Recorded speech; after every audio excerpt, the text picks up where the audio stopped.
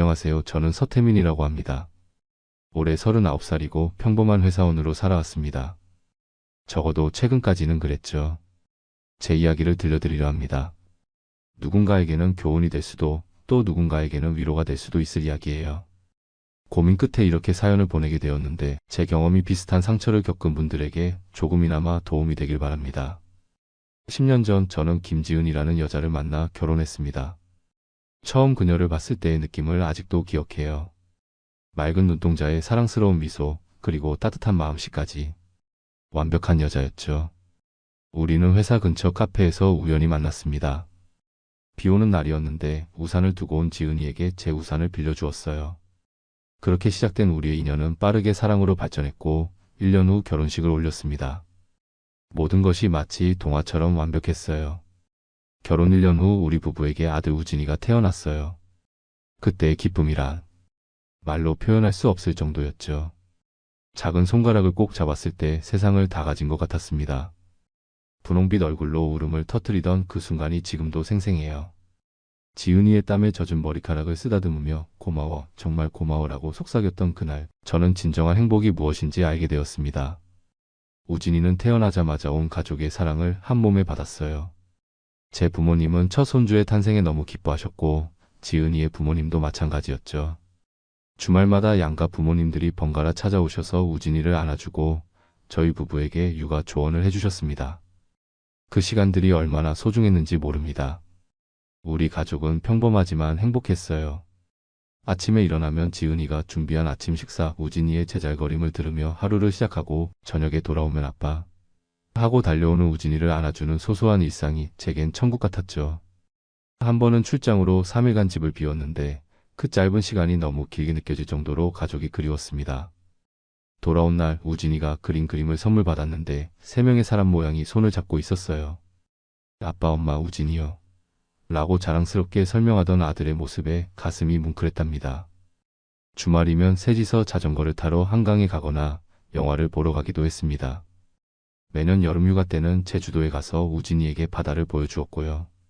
우진이가 5살 때 처음 바다에 발을 담갔던 그 순간의 환호성이 아직도 귓가에 맴돌아요. 공포와 흥분이 뒤섞인 표정으로 차가운 물살에 발을 담그던 우진이를 바라보며 지은이와 함께 웃던 그 시간들이 제겐 보물 같았습니다. 친구들은 늘 우리 가족을 부러워했습니다.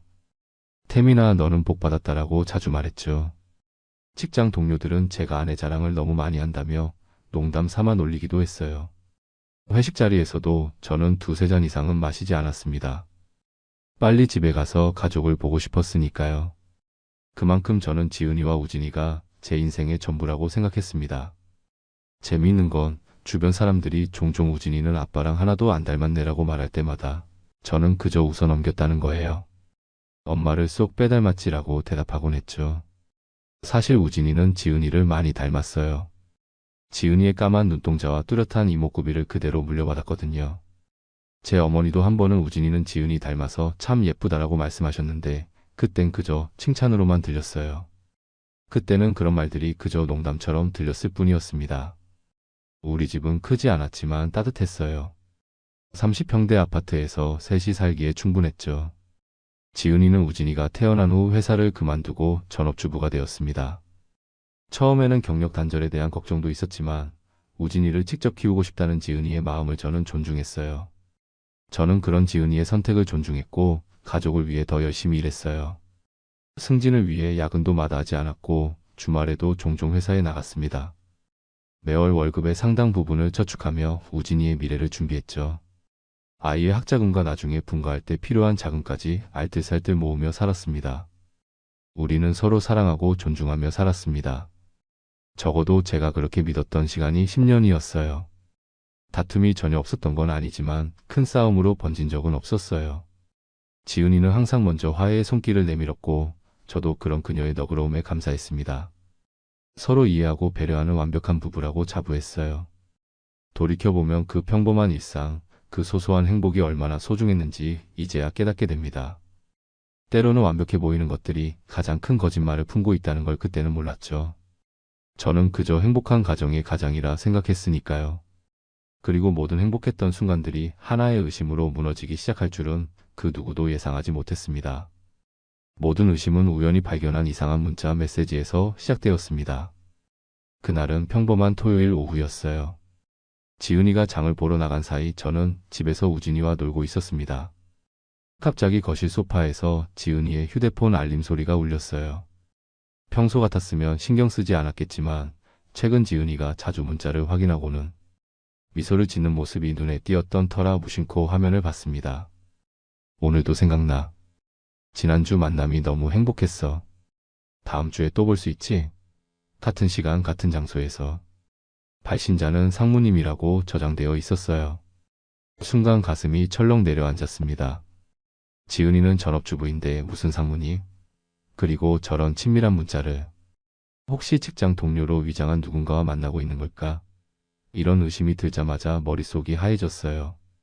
처음에는 내가 너무 예민하게 구는 건가? 라는 생각도 들었습니다.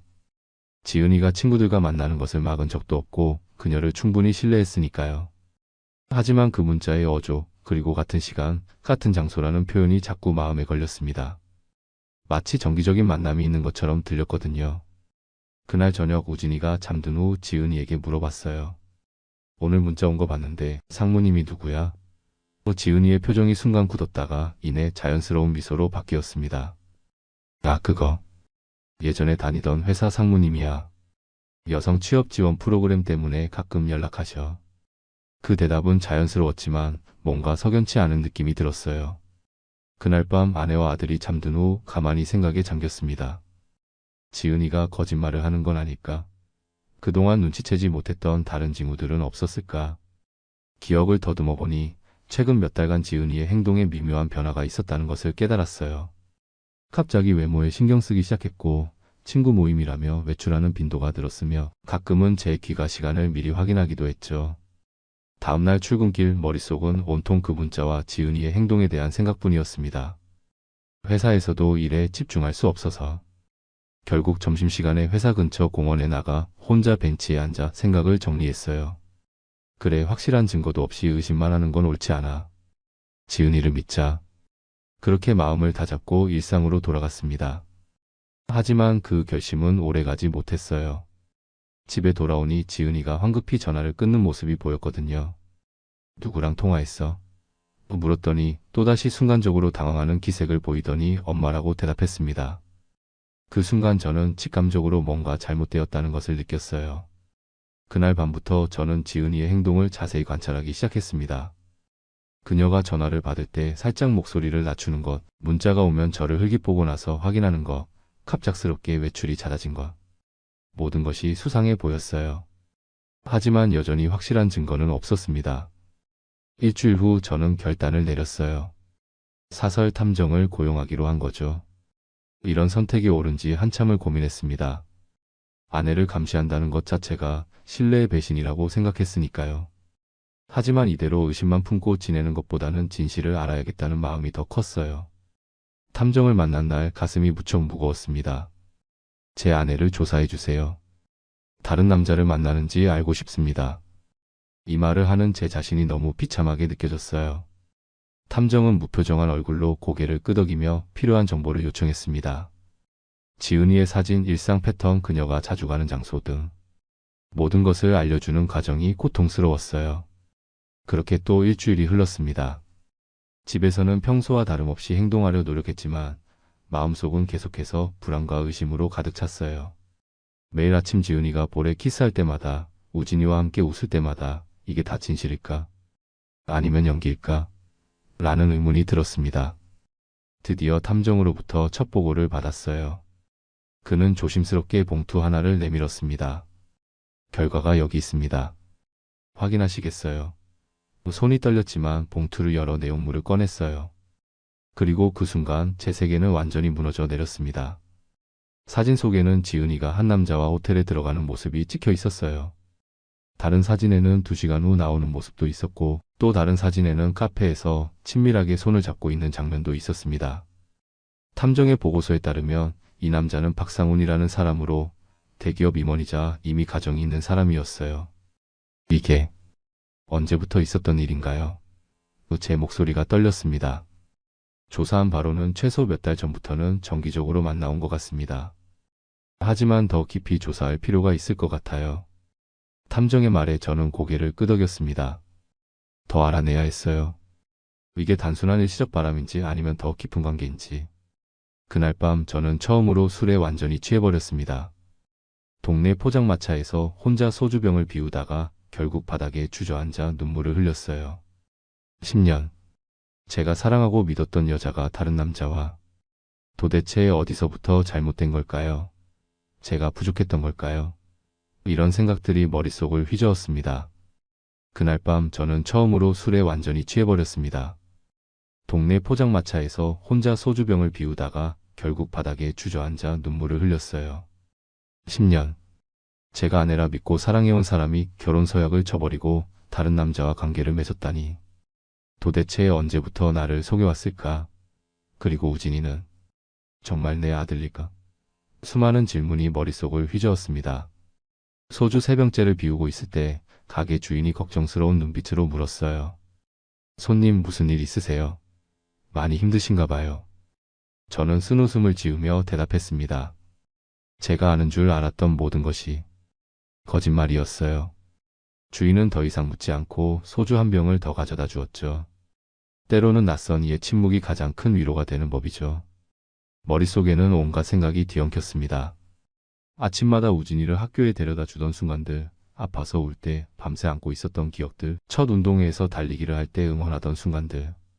그 모든 것이 마치 영화의 한 장면처럼 스쳐 지나갔어요. 그리고 지은이와의 추억들. 결혼식 날 눈물 흘리던 그녀의 모습, 우진이를 낳고 기뻐하던 순간, 주말마다 함께했던 산책. 그 모든 것이 거짓이었을까요? 집에 돌아왔을 때는 이미 새벽 2시였어요. 지은이는 걱정스러운 표정으로 현관에서 저를 기다리고 있었습니다. 태민 씨 무슨 일 있어요? 전화도 안 받고. 그 순간 지은이의 목소리가 너무 낯설게 들렸어요. 10년간 함께 살았던 사람인데 마치 처음 보는 타인 같았죠. 괜찮아. 그냥 회사 일로 스트레스 받아서. 라고 대답하며 침실로 향했습니다. 그날 밤 아니 그 이후로 저는 소파에서 잠을 청했어요. 지은이의 몸에 닿는 것조차 견딜 수 없었으니까요. 그녀가 의아해하며 물었지만 요통이 있어서 그렇다는 핑계를 대었습니다. 다음날 아침 우진이가 아빠하며 달려왔을 때 그 목소리에 가슴이 찢어지는 듯 했습니다. 우진이에게 잘못은 없는데 저는 아이를 똑바로 쳐다볼 수 없었어요. 그저 형식적으로 머리를 쓰다듬어주고 서둘러 출근했죠. 온종일 머릿속은 복잡했습니다. 어떻게 해야 할까? 지은이에게 당장 추궁해야 할까? 아니면 더 많은 증거를 모아야 할까? 회사에서도 일에 집중할 수 없었습니다. 보고서를 쓰다가도 멍하니 창밖을 바라보곤 했어요. 팀장님이 제 어깨를 두드리며 서대리 요즘 많이 힘들어 보이네. 무슨 일 있나? 라고 물었지만 그저 미소로 넘겼습니다. 누구에게도 말할 수 없는 비밀이었으니까요. 퇴근 후 저는 탐정에게 전화해 더 깊은 조사를 부탁했습니다. 특히 지은이와 그 남자, 박상훈의 관계가 언제부터 시작되었는지, 그리고 얼마나 깊은 관계인지 알고 싶었어요. 탐정은 도움이 필요하면 언제든 연락하라며 가능한 빨리 더 많은 정보를 알아내겠다고 약속했습니다. 그렇게 일주일을 보내면서 저는 서서히 분노가 차오르는 것을 느꼈습니다. 처음에는 충격과 슬픔이었는데 이제는 배신감과 분노로 바뀌고 있었어요. 더 이상 이 상황을 그냥 넘길 수 없다고 결심했습니다. 가장 먼저 한 일은 지은이의 과거부터 현재까지 모든 것을 조사해달라고 부탁한 것이었어요. 특히 우진이가 태어나기 전후로 지은이가 만났던 남자들에 대해 집중적으로 조사를 의뢰했죠. 그리고 곧 놀라운 사실이 드러났습니다. 지은이와 박상우는 대학 시절부터 알고 지낸 사이였어요. 지은이의 대학 동창회 사진에서 두 사람이 함께 찍힌 모습이 발견되었습니다. 더 충격적인 것은 그들이 대학 시절 연인 관계였다는 사실이었죠. 지은이의 옛 친구를 인터뷰한 내용에 따르면 두 사람은 꽤 진지한 관계였지만 상훈의 가족이 반대해 헤어졌다고 합니다. 그런데 더 놀라운 것은 우리가 결혼한 이후에도 그들의 만남이 계속되었다는 점이었어요. 결혼 초기에는 드물었지만 우진이가 태어난 이후부터 그 빈도가 늘어났다고 해요. 지은이가 친구 모임이라며 외출했던 날들, 사실은 상훈과 호텔에서 만나고 있었던 거였습니다. 일상에서는 아무 일도 없었던 것처럼 행동했습니다. 오늘 저녁은 뭐야? 라고 물어보고 주말에는 우진이와 놀이공원에 가기도 했어요. 하지만 제 마음속에는 이미 균열이 생겨버렸죠. 지은이가 웃을 때마다 저 웃음 뒤에 어떤 거짓말이 숨어 있을까 생각했고, 우진이를 볼 때마다 내 진짜 아버지는 누구일까 하는 의문이 들었습니다. 밤마다 지은이의 휴대폰을 몰래 확인했어요. 통화 기록, 문자 메시지, 심지어 소셜미디어 계정까지 살펴보았죠. 처음에는 특별한 것을 발견하지 못했습니다. 지은이는 조심스러운 사람이었으니까요. 하지만 어느 날 밤 그녀의 이메일 계정에서 결정적인 증거를 발견했어요. 상훈에게 보낸 이메일이었는데 내용은 충격적이었습니다. 오빠 태민이가 의심하기 시작한 것 같아. 조심해야 할 것 같아. 하지만 보고 싶어. 다음 주에는 평소보다 일찍 만날 수 있을까? 태민이 출장 가는 날이야. 그 순간 모든 것이 확실해졌어요. 지은이는 분명히 저를 배신하고 있었습니다. 그리고 이것은 단순한 일시적 바람이 아니라 오랜 시간 지속된 불륜이었죠. 가슴이 찢어지는 듯한 고통과 함께 이제는 무엇을 해야 할지 결정해야 했습니다. 탐정으로부터 첫 보고서를 받은 건 의뢰한 지 2주일 후였습니다. 점심시간에 회사 근처 카페에서 그를 만났어요. 그는 조용히 갈색 봉투를 테이블 위에 올려놓았습니다. 꽤 흥미로운 내용이 있습니다, 서 대리님. 봉투 안에는 지은이의 대학 시절부터 현재까지의 조사 자료가 있었어요. 그 중에서도 눈에 띄는 것은 대학 시절 지은이의 남자친구였던 박상훈이라는 인물에 관한 정보였죠. 사진 속 상훈은 훤칠한 키에 단정한 외모를 가진 남자였습니다. 자료에 따르면 지은이와 상훈은 대학 3학년 때부터 만났고 졸업 후에도 관계를 지속했다고 해요. 두 사람은 결혼할 계획까지 있었던 것 같습니다.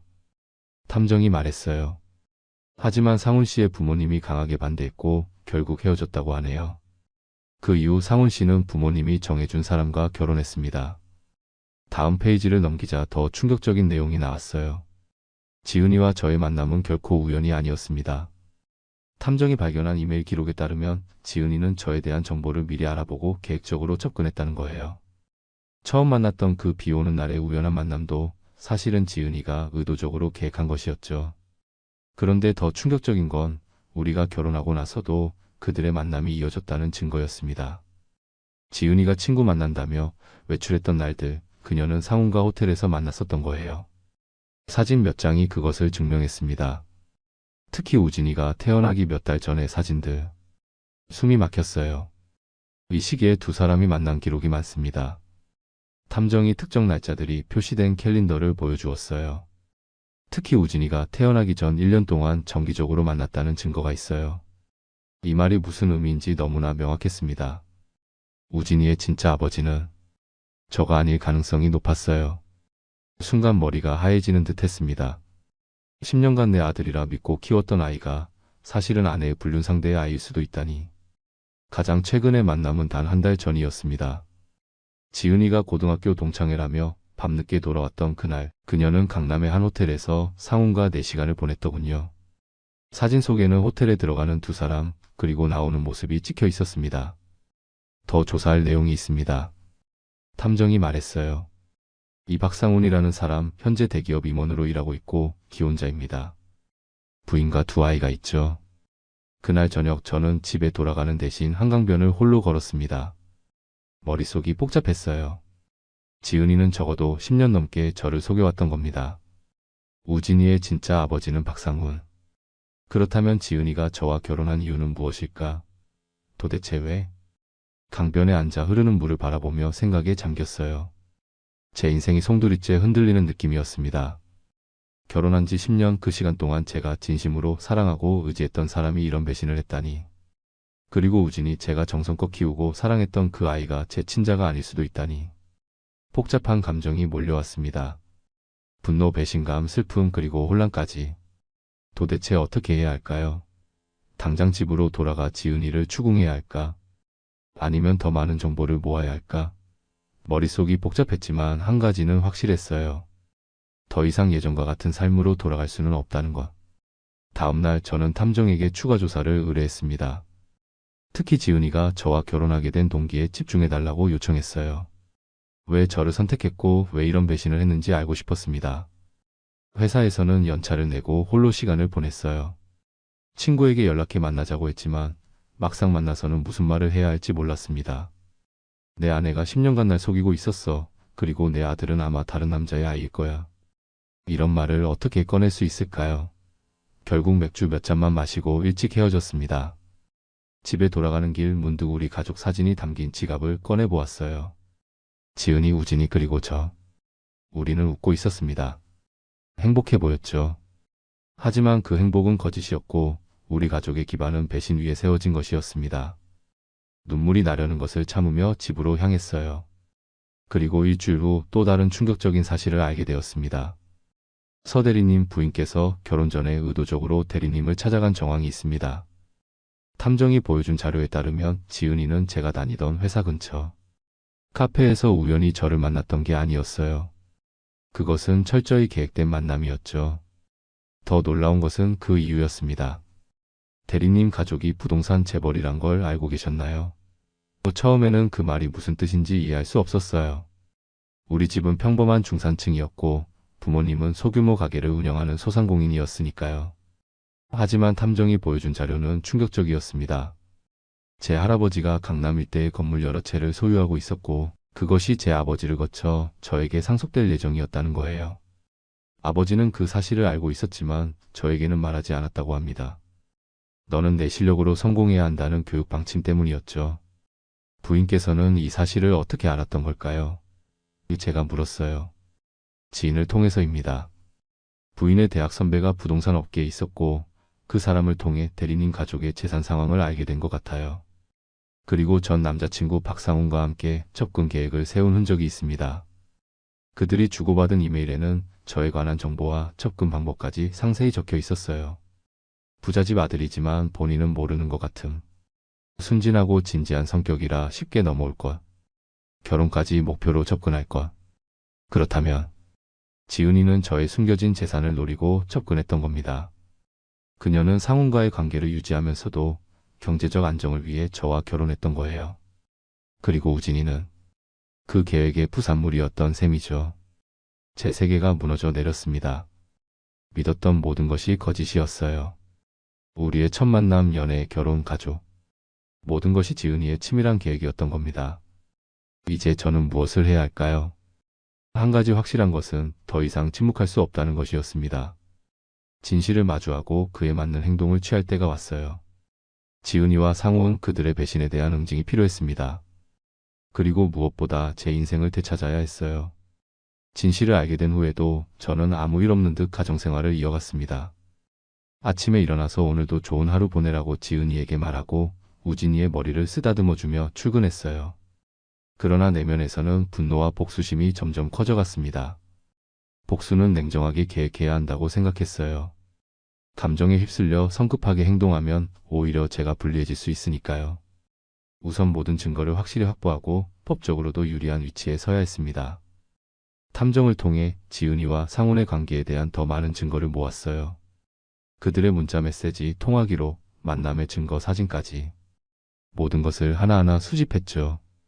특히 최근 몇 개월간의 만남 기록은 상간자 소송의 결정적인 증거가 될 거라고 생각했습니다. 동시에 친자 확인 검사도 몰래 진행했어요. 우진이의 머리카락 몇 가닥과 제 구강 세포를 채취해 검사를 의뢰했죠. 이 결과야말로 가장 큰 폭탄이 될 것이라고 생각했습니다. 또한 법적 대응을 위한 준비도 시작했어요. 변호사를 만나 상간자 소송과 이혼 절차에 대해 상담했습니다. 변호사는 제가 모은 증거들을 보고 승소 가능성이 높다고 말했어요. 특히 상대방이 기혼자라면 더 유리합니다. 기혼자의 외도는 배상 금액이 더 커질 수 있어요. 집에서는 여전히 완벽한 남편과 아버지 역할을 연기했습니다. 때로는 연기하는 제 자신이 혐오스럽기도 했어요. 하지만 복수를 위해서는 필요한 과정이라고 스스로를 설득했죠. 지은이는 여전히 아무것도 모르는 듯 했습니다. 아니, 어쩌면 알고 있었을지도 모르죠. 그녀도 저만큼이나 좋은 배우였으니까요. 태민 씨, 주말에 우진이 학예회가 있어요. 꼭 시간 내서 와주세요. 지은이가 달력에 동그라미를 치며 말했어요. 저는 미소로 답했습니다. 당연하지. 우리 아들 공연인데 당연히 가야지. 그 순간 우리 아들이라는 말이 목 안에서 걸렸지만 티 내지 않으려 했었어요. 우진이의 학예회 날 저는 일부러 꽃다발을 들고 갔습니다. 우진이가 열심히 노래하는 모습을 보며 마음이 아팠어요. 이 아이에게는 잘못이 없는데 그렇게 생각하면서도 한편으로는 이 아이는 내 아들이 아니야 라는 생각이 자꾸 머릿속을 맴돌았죠. 학예회가 끝나고 함께 식사를 하는 동안 지은이는 계속해서 우진이를 칭찬했어요. 우리 아들 정말 잘했죠. 태민 씨 닮아서 그런가 발표도 정말 자신감 있게 하더라고요. 그 말을 들으며 입안에서 음식이 쓴맛으로 변했습니다. 지은이의 뻔뻔함이 놀라울 정도였어요. 그러던 중 예상치 못한 일이 일어났어요. 아버지로부터 전화가 왔습니다. 태민아, 이제 때가 됐다. 너에게 할 이야기가 있어. 주말에 부모님 댁을 찾아갔을 때 아버지는 할아버지의 유산에 대해 모든 것을 말씀해 주셨습니다. 할아버지가 남기신 강남 일대의 건물들, 그리고 그것이 이제 공식적으로 저에게 상속된다는 사실을요. 내 할아버지는 자수성가한 분이셨다. 처음에는 작은 구멍가게로 시작해서 조금씩 부동산을 사 모으셨지. 나는 네가 그 재산에 의존하지 않고 스스로의 힘으로 살아가길 바랐다. 아버지의 말씀에 복잡한 감정이 들었어요. 한편으로는 이 사실을 진작 알았더라면 지은이의 계략에 넘어가지 않았을 텐데 하는 아쉬움도 있었지만, 다른 한편으로는 이제 완벽한 복수를 할 수 있는 기회가 왔다는 생각에 묘한 희열을 느꼈습니다. 그래서 이번 달부터 본격적으로 부동산 관리를 네가 맡게 될 거야. 법적 절차는 이미 다 마무리됐고 이제 내 이름으로 등기부가 바뀌게 된다. 아버지의 말씀을 듣고 있자니 지은이가 왜 저를 선택했는지 더욱 명확히 이해할 수 있었어요. 그녀는 이 모든 것을 알고 있었던 거죠. 집으로 돌아와서도 평소처럼 행동했어요. 지은이는 제가 달라진 것을 눈치채지 못했죠. 그녀는 여전히 완벽한 아내, 어머니 역할을 연기하고 있었어요. 태민 씨, 오늘은 태민 씨가 좋아하는 갈비찜 해봤어요. 식탁에 앉아 그녀가 준비한 음식을 먹으면서도 저는 속으로 비웃고 있었습니다.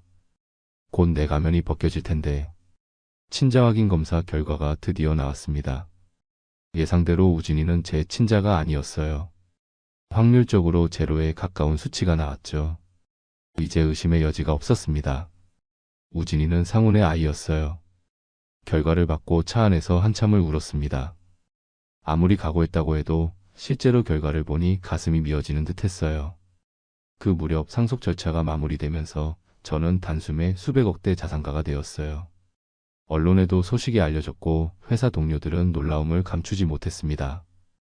서대리 몰랐어요. 이런 재산이 있는 줄은. 동료들이 달라진 시선으로 저를 바라봤지만 저는 별일 아니라는 듯 웃어넘겼습니다.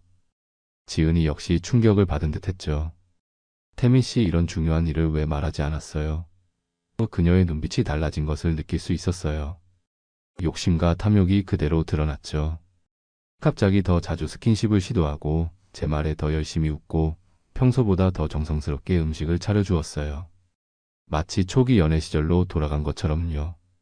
그날 밤 지은이는 처음으로 오랜 시간 동안 저에게 다가왔습니다.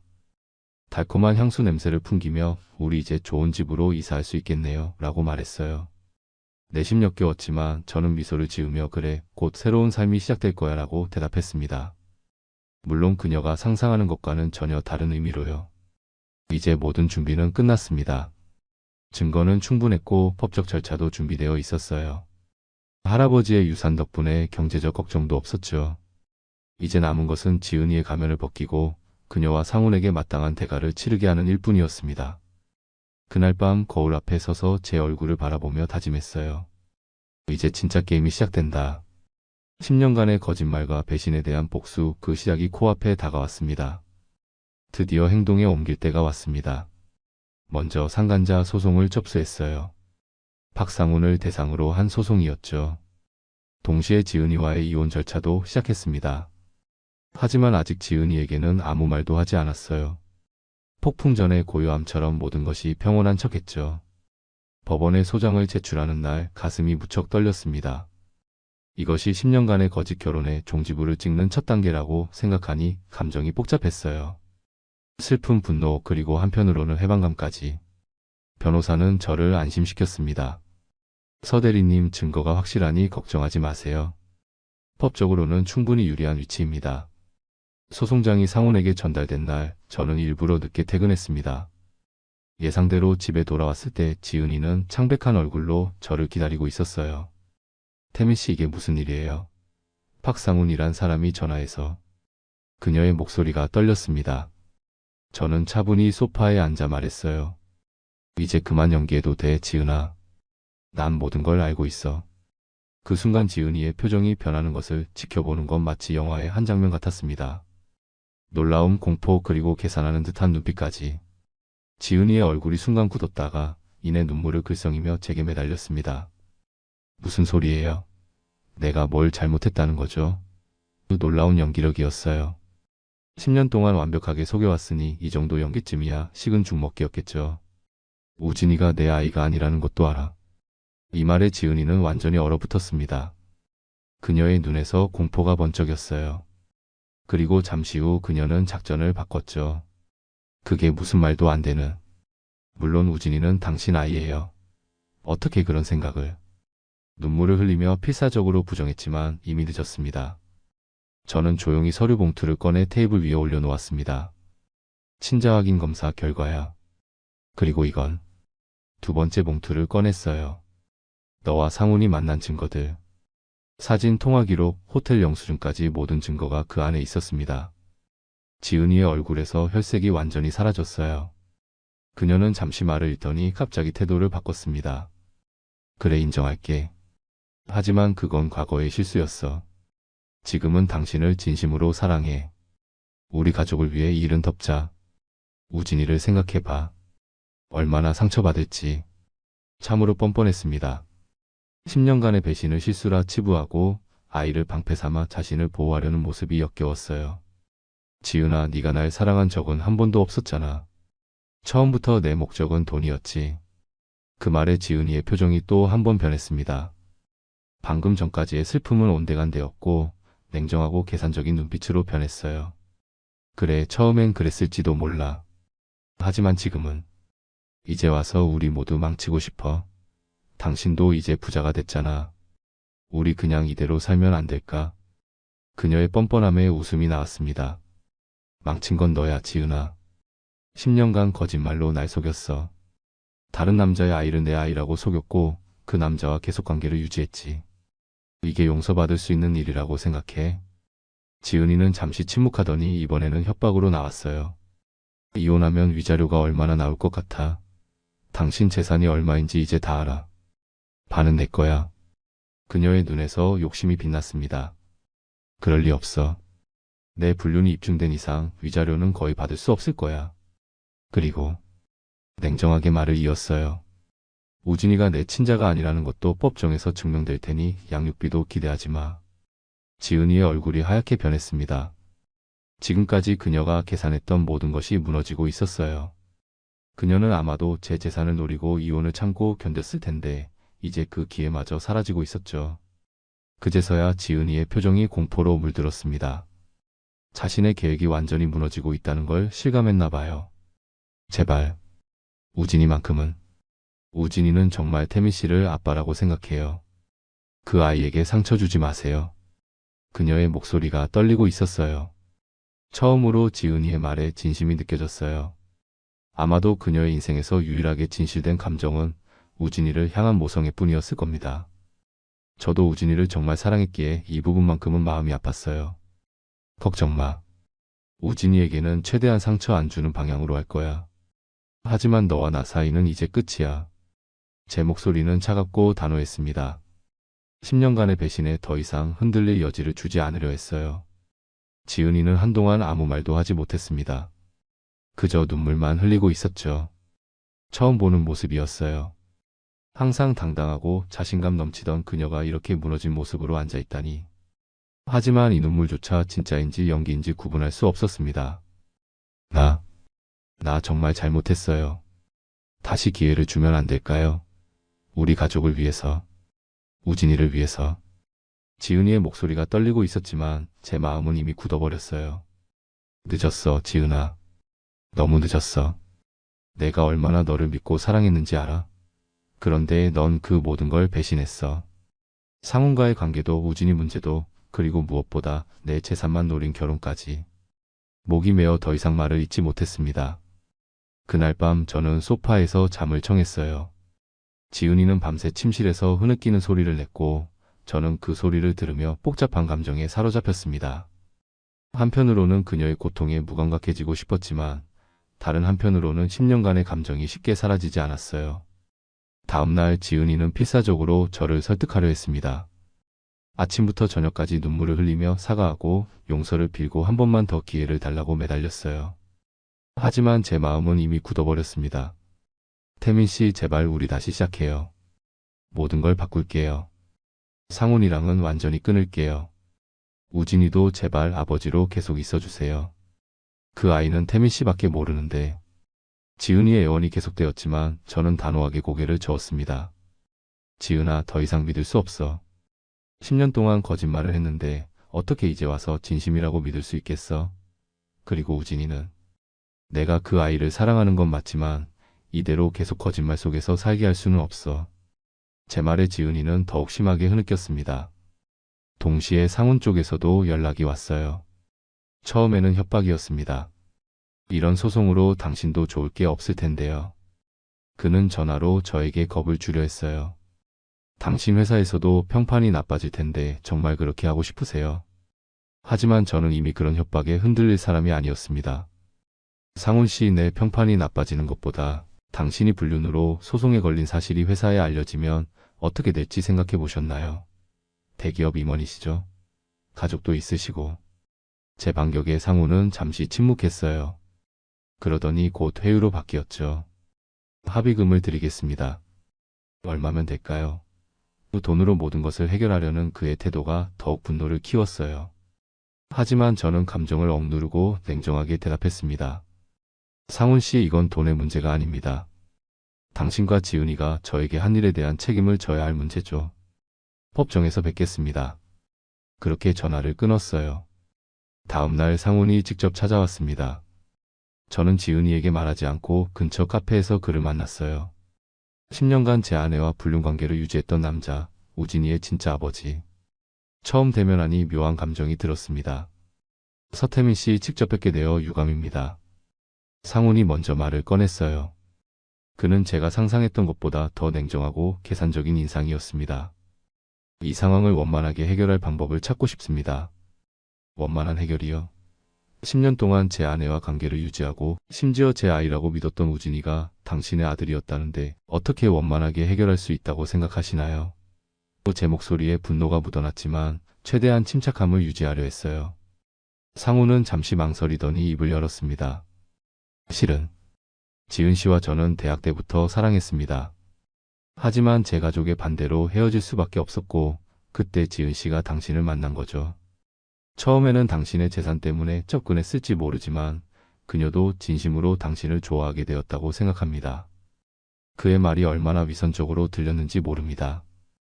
그렇게 지은이를 진심으로 사랑했다면 왜 다른 여자와 결혼했고 지은이와는 불륜 관계를 유지한 겁니까?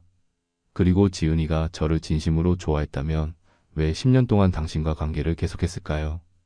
상훈은 대답하지 못했어요. 그저 고개를 숙인 채로 있었죠. 잠시 후 그가 다시 말했습니다. 우진이. 제 아들이라는 건 저도 최근에 알았습니다. 지은 씨가 임신했을 때 저는 그것이 당신의 아이라고 생각했어요. 그래도 달라지는 건 없습니다. 우진이가 당신의 아들이든 아니든 당신과 지은이가 저를 속인 사실은 변하지 않아요. 제 말에 상훈은 깊은 한숨을 내쉬었습니다. 얼마를 원하십니까? 합의금으로 말이죠. 솔직히 저도 이 소송이 진행되면 많은 것을 잃게 됩니다. 회사에서의 위치, 가족과의 관계. 그는 다시 돈 얘기를 꺼냈어요. 돈이 아닙니다. 제가 원하는 건 정의예요. 당신과 지은이가 저에게 한 일에 대한 정의. 그렇게 말하고 일어섰습니다. 법정에서 뵙겠습니다. 이틀 후 저는 지은이에게 최후 통첩을 했습니다. 이혼은 확정이야. 네가 조용히 합의해준다면 우진이 문제는 최대한 조용히 처리하겠어. 하지만 끝까지 버티면. 나머지 말은 하지 않았지만 지은이는 제 의도를 충분히 알아들었을 거예요. 지은이는 결국 이혼에 합의했습니다. 하지만 그녀의 눈빛에서 이것이 끝이 아니라는 것을 느낄 수 있었어요. 아마도 그녀는 여전히 제 재산의 일부라도 차지하려는 계획을 갖고 있었겠죠. 하지만 이미 제 손에는 그녀와 상훈을 완전히 무너뜨릴 수 있는 마지막 카드가 남아 있었습니다. 이혼 합의가 진행되는 동안 저는 마지막 한 방을 준비했습니다. 친척들과 공통 친구들을 모두 초대해 중요한 발표가 있다며 저희 집에서 모임을 열었어요. 지은이의 가족, 저의 가족, 친구들, 그리고 심지어 상훈의 아내까지 초대했죠. 물론 상훈도요. 초대장을 보낼 때 그냥 서태민, 김지은 부부가 여러분을 초대합니다 라고만 써서 지은이가 의심하지 않도록 했어요. 그녀는 이 모임이 이혼 전 마지막 가족 모임이라고만 알고 있었죠. 어쩌면 저와 화해하기 위한 자리로 오해했을 수도 있겠네요. 모임 당일 저는 정장을 차려입고 일찍부터 준비를 시작했습니다. 케이터링 서비스를 불러 음식을 준비하고 집안을 깔끔하게 정리했어요. 지은이도 꽤 들떠 보였습니다. 아마도 이 자리에서 저와 화해할 수 있을 거라고 생각했는지도 모르죠. 오늘 모임 왜 갑자기 열기로 한 거예요? 지은이가 물었습니다. 곧 알게 될 거야. 제가 짧게 대답했어요. 손님들이 하나둘 도착하기 시작했습니다. 지은이의 부모님이 가장 먼저 오셨고 이어서 제 부모님, 친구들, 그리고 마지막으로 상훈과 그의 아내가 도착했어요. 상훈의 얼굴에는 불안함이 역력했지만 그는 남들 앞에서 태연한 척하려 애쓰고 있었습니다. 모든 손님이 도착했을 때 저는 잔을 들어 건배를 제안했어요. 오늘 이 자리에 와주신 모든 분들께 감사드립니다. 특별한 발표가 있어 모시게 되었습니다. 모두의 시선이 저에게 집중됐어요. 지은이의 표정이 불안해 보였습니다. 그녀는 본능적으로 무슨 일이 일어날지 예감했나 봐요. 저는 천천히 말을 이어갔습니다. 10년 전 저는 지은이와 결혼했습니다. 그리고 우진이라는 소중한 아이도 얻었죠. 많은 분들이 우리 가족을 부러워하셨습니다. 하지만 잠시 숨을 고르고 계속했어요. 이 모든 것이 거짓이었습니다. 방 안이 갑자기 조용해졌어요. 지은이가 자리에서 일어나려 했지만 제 시선에 다시 앉았습니다. 저는 계속해서 말했어요. 제가 최근에 알게 된 사실인데 우진이는 제 친자가 아닙니다. 청천벽력 같은 말에 모두가 충격에 빠졌어요. 지은이의 어머니가 무슨 말도 안 되는 소리야. 라고 소리쳤지만 저는 이미 준비해둔 검사 결과를 모두에게 보여주었습니다. 그리고 우진이의 진짜 아버지는 이 순간을 위해 얼마나 준비했는지 모릅니다. 바로 이 자리에 계신 박상훈 씨입니다. 모든 시선이 상훈에게 향했어요. 그의 얼굴이 백지장처럼 변했습니다. 상훈의 아내가 자리에서 벌떡 일어섰어요. 뭐라고요? 이게 무슨... 그녀의 눈에는 분노와 배신감이 가득했습니다. 상훈은 어떤 말도 할 수 없는 상태로 그저 고개를 숙이고 있었어요. 저는 준비해둔 증거들을 하나씩 공개했어요. 지은이와 상훈의 만남을 담은 사진들, 문자 메시지, 통화기록, 모든 것을 담은 폴더를 돌려보며 설명했습니다. 이 불륜 관계는 우리 결혼 전부터 시작되었고 지금까지 계속되었습니다. 10년 동안 저는 속아왔어요. 공개된 사진 중에는 지은이와 상훈이 호텔에 들어가는 모습, 카페에서 손을 잡고 있는 모습, 심지어 키스하는 장면까지 있었습니다. 모든 증거가 너무 명확해서 누구도 부인할 수 없었어요. 지은이의 얼굴에서 모든 혈색이 사라졌어요. 그녀는 더 이상 변명할 수 없다는 것을 알았는지 그저 고개를 숙이고 있었습니다.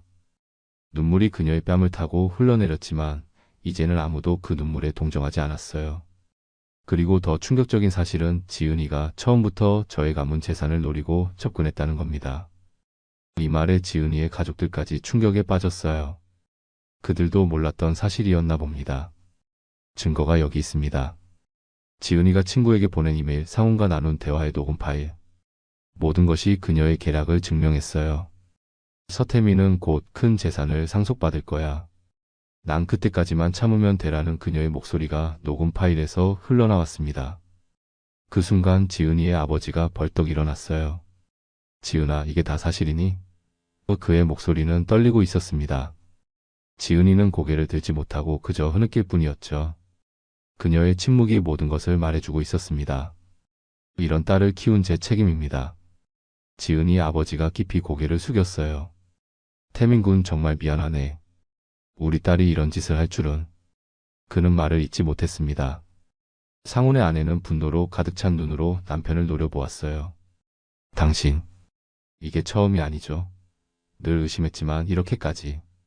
그녀의 목소리가 떨렸습니다. 더 이상 당신과 살 수 없어요. 오늘부로 우리 끝이에요. 그렇게 말하고 그녀는 자리를 박차고 나갔습니다. 상훈은 뒤쫓아가려 했지만 발걸음이 무거웠어요. 그는 모두에게 한번 고개를 숙이고는 아내의 뒤를 따라 나갔습니다. 그의 모습은 더 이상 당당한 대기업 임원이 아니라 모든 것을 잃은 남자의 모습이었죠. 모임은 완전한 혼돈 속에 끝이 났어요. 지은이의 부모님은 딸의 행동에 망연자실했습니다. 제 부모님은 분노와 실망감의 말을 잇지 못했어요. 무엇보다 이 자리에 있었던 모든 사람들의 시선 속에서 지은이와 상우는 완전히 망신을 당했죠. 어머니, 아버지, 그리고 이 자리에 계신 모든 분들께 이런 모습을 보여드려 죄송합니다. 제가 마지막으로 말했어요. 하지만 저는 더 이상 거짓 속에서 살 수 없었습니다. 이제부터 새로운 삶을 시작하려고 합니다. 그날 밤 지은이는 짐을 싸서 자기 부모님 집으로 돌아갔습니다. 우진이도 함께요. 아이에게는 엄마 아빠가 잠시 떨어져 있기로 했어라고만 설명했어요. 비록 제 아이는 아니었지만 우진이를 보내는 순간 가슴이 찢어지는 듯 했습니다. 하지만 이것이 최선이라고 스스로를 위로했어요. 다음날 아침 상훈의 회사에서는 그의 불륜 스캔들이 알려지며 사직서를 제출하라는 압박을 받았다는 소식이 들렸습니다. 지은이 역시 우리 공통 친구들과 지인들로부터 완전히 외면당했죠. 이제 그들은 사회적으로 완전히 고립되었습니다. 복수는 달콤했지만 그 이후의 공허함은 예상치 못했어요. 집으로 돌아와 텅 빈 공간을 바라보며 문득 이 모든 것이 무슨 의미가 있었는지 의문이 들었습니다. 하지만 곧 이것이 진실을 위한 필요한 과정이었음을 다시 한번 되새겼어요. 이혼 절차는 예상보다 빨리 진행되었습니다. 지은이는 더 이상 저항하지 않았어요. 아마도 모든 것이 공개된 후에는 더 이상 잃을 것이 없다고 생각했나 봅니다. 재산 분할에서도 그녀는 거의 아무것도 받지 못했죠. 불륜이 증명된 이상 법원은 제 편을 들어주었으니까요. 변호사가 최종 합의안을 가져왔을 때 마음이 묘하게 착잡했어요. 10년간의 결혼 생활이 이렇게 차갑고 사무적인 서류 몇 장으로 정리된다는 것이 비현실적으로 느껴졌습니다. 하지만 이제 더 이상 돌이킬 수 없다는 것도 알고 있었어요. 서 대리님, 이것으로 모든 절차가 마무리됩니다. 이혼 판결은 이미 확정되었고 재산 분할도 거의 당신에게 유리하게 끝났어요. 지은 씨는 약간의 위자료만 받게 됩니다. 변호사의 말에 고개를 끄덕였습니다. 동시에 상간자 소송도 승소했습니다. 상우는 거액의 손해배상금을 지불해야 했고 이로 인해 그의 재정 상태는 완전히 무너졌어요.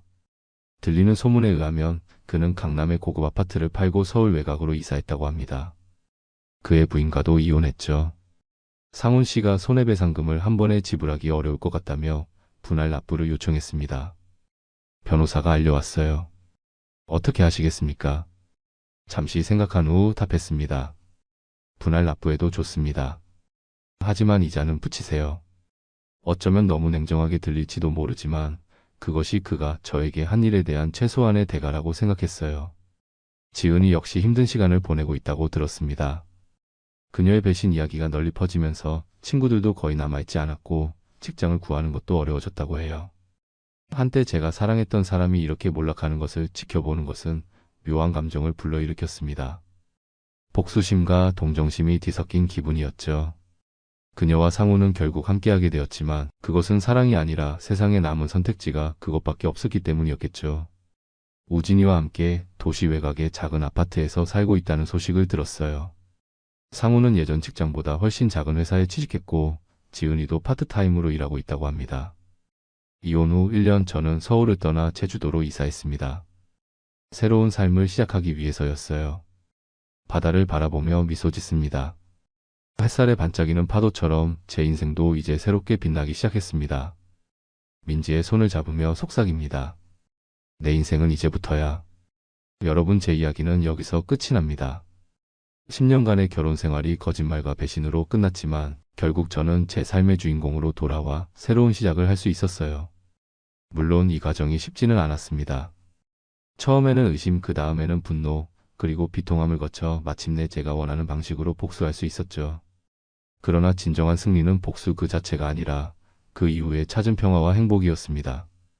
지은이와 상훈에게 그들이 받아야 할 대가를 치르게 한 것도 중요했지만 더 중요한 것은 제 자신을 되찾고 진정한 사랑을 만난 것이었어요.